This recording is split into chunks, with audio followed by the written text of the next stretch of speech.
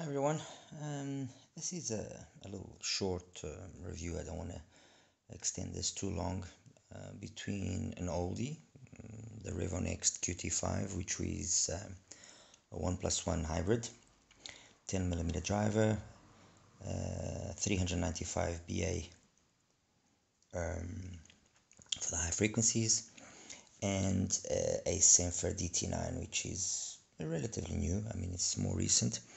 Also uses a 10mm dynamic driver, but what made me want to do this comparison is it uses a 33518 BA for the mids and highs, and although that might not say anything to the majority of you, this is the same BA in the Sender that is found on the Hidizs MS2, which I recently reviewed, and I praised for how well that BA was implemented and how well it was tuned together with the dynamic driver that the Hidizs uses. So this is basically what was the reason for me to do this little comparison and kind of let you guys know what I think of the Sender DT9. Well, as for the Revonext, I mean, these ones are the copper variant, very kind of steampunk look to them. I mean, the quality of the construction is way above its pay, or what you pay for it. I mean, these have been as low as $15. They're around 20 to 25 right now. And honestly, I mean, the quality of the construction alone is worth that. The shell is worth that. It's a very nice shell, semi-open back, fits beautifully. I mean, really, in terms of quality of construction, flawless. Revonext has been plagued with its issues, and as far as I know, it's no longer a company available as a normal company. Although some sellers on AliExpress and other online stores still carry their products. They were plagued with a whole bunch of problems, and anyway, kind of basically was their demise. They had a very nice IEM, which was the QT2 and the QT2S, and this is those with two dynamic drivers and two BAs, and this is kind of the same thing, although it's just one single BA and one dynamic driver. Follows the same tuning principle, 22 ohms impedance, 105 dB sensitivity, so it's pretty decent, or pretty easy to drive, and the sound is very much a V signature. I've actually got a diagram here which I can show you guys. Okay, I want to show you, well, as it is there, which is with the foam tips. Excuse me. Sorry. Okay, there we go. With the foam tips, this is what it is graphing like. Big V. It had around the, hold on, let me just grab this here. It used to have around the 8 to 10k. It used to have a peak here, which made itself very noticeable. So I used the foam tips and kind of brought it down nicely, and it's graphing much nicer now, but still very much a V signature. It's got good mid bass, good sub bass. Mids are slightly recessed, and that's basically it. So it was a no frills, basic fun IEM to listen with. Nothing too critical. I mean, like I said, the looks themselves justify the price, and if you're going to compare this to a KS1, for example, yes, probably the KS1 is a better IEM and so on and so forth, but in terms of attracting attention and quality of finish and what will last longer, definitely this. The other IEM is a DT9 from Sender. Until recently it was just available for the Chinese market. Now it's available as well for the international market, and again, nice quality of construction, very nice. I mean, the shell is $1,000,000. It really looks very nice.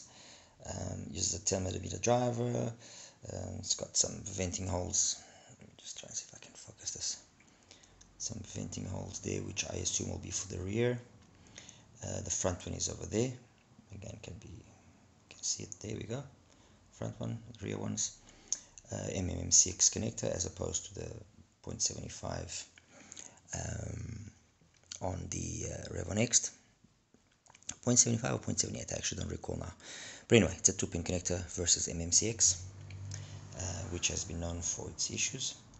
And again, let me just quickly show you the graph. This is the graph, and once more, this is the graph. Once I've also fixed up, let me just hold on, try and get this to, there we go, that's much better. Again, it used to have a peak around this, the same 8-9K area, and with a recess here, and it was noticeable, and I put foam tips on as well, and much better. Overall, although it's jumping up and down and looks like a big roller coaster, the peaks are below 2K on the one hand, below, slightly below 4K on the other, so not really noticeable anything here. And then we have another one at around 7 and at 10, and for some reason it just comes all together very nicely, probably because of the loads of sub bass that it has. The mids are not as recessed as on the QT5, and overall the sound is very, very nice. It's a nice V-shaped, again, I mean, no doubt about that, but it sounds good. And for the price, $25, I actually picked these ones up when they were down at 18 or 19 when they first came out. You can't go wrong. You really can't go wrong. It's a nice IM, well built. I actually have a graph here. Yeah, here we go. This is the graph of them with the peaks that you can see around 9K more or less. And comparing them, well, I've actually got the one, there we go. That's the one with the phones, how they are now. And like I said, I prefer the presentation of the DT9. I think it sounds more balanced, especially in that area there between 1.5 and 5K. I like better the DT9. I find it's just nicer to listen to. But there's not much in it. I mean, really, the differences are, these are cheap IEMs of extremely nice build quality, which are an option for those that want something more well built and it doesn't sound bad, won't break the bank. It's good to take to the gym, good to go outside and listen to music and not worry too much about it. And yeah, that's it. That's basically just a little take I wanted to show you guys on the DT9 and QT5. I mean, like I said, you take your pick, choose what you want. I think, honestly, for myself, DT9 fits beautifully in my ear. Both of them have a nice heft to them. You feel solid. There we go. Alright guys, thank you, take care. Focus, come on. Let's see if I can, there we go. Oh, yes, there we go. Alrighty, take care, bye-bye.